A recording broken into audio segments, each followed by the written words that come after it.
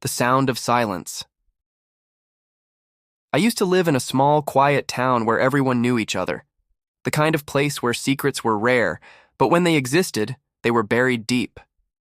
My name is Mark, and this story is about how I learned the true meaning of revenge. It all started with my best friend, Alex.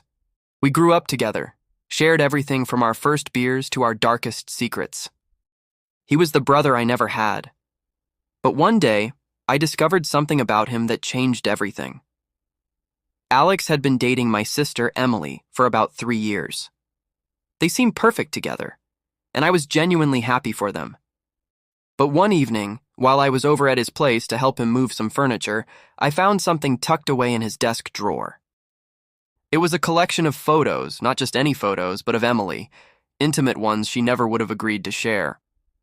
I confronted Alex about it. His response? A smirk and a casual, "She won't mind, she loves me." That was when I knew the Alex I thought I knew was gone, replaced by someone I didn't recognize.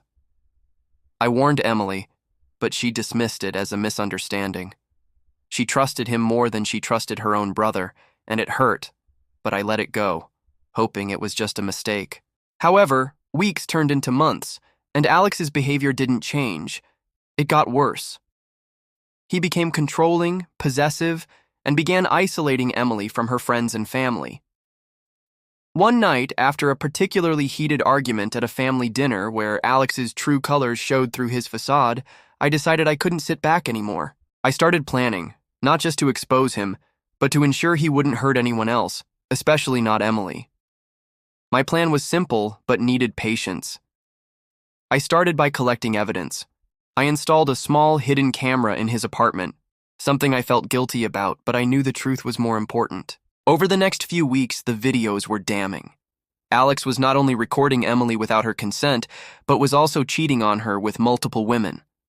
I gathered all the evidence, including the photos from his desk, the recordings, and even managed to get a confession out of him by pretending to be interested in similar hobbies. I recorded that conversation too. The day I decided to act was a cold, silent winter night. I invited Alex over to my place under the guise of watching some football game. Once he was there, I played everything back for him. His face turned from confusion to fury to fear. "You've ruined everything," he spat at me.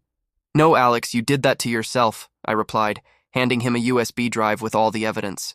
"This is going to Emily unless you leave town by tomorrow night and never contact her again." He laughed, thinking I was bluffing. But I wasn't. I had already sent a copy of everything to a friend with instructions to go public if I didn't check in every day. Alex left town.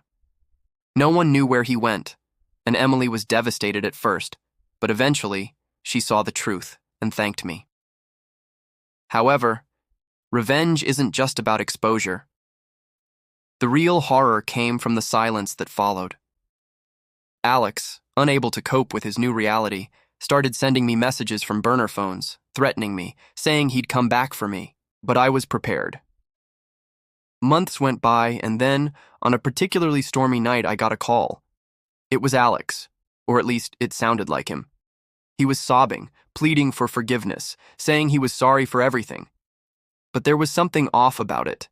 The voice was too clear, too calm for someone supposedly in distress. I traced the call. It led me to an old abandoned factory on the outskirts of town. I went there not out of fear, but out of curiosity. What I found was chilling. There was no Alex. Instead, there was a setup, speakers, timers, and a single chair in the middle of the room. The voice was a recording set to play at that exact time. Alex had planned this to scare me, to make me think he was coming back, but he underestimated me. I knew his games now. I left the factory, but not before leaving something of my own.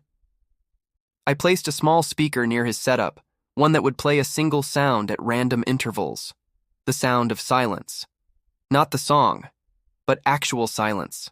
A sudden drop in ambient noise that would make anyone paranoid in that desolate place.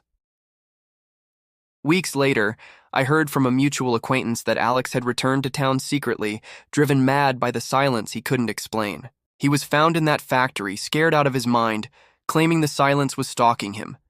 He was admitted to a psychiatric ward, where he still is, haunted by the quiet.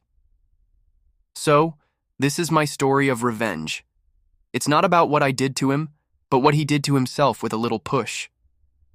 Sometimes the scariest thing isn't the noise, but the silence that follows.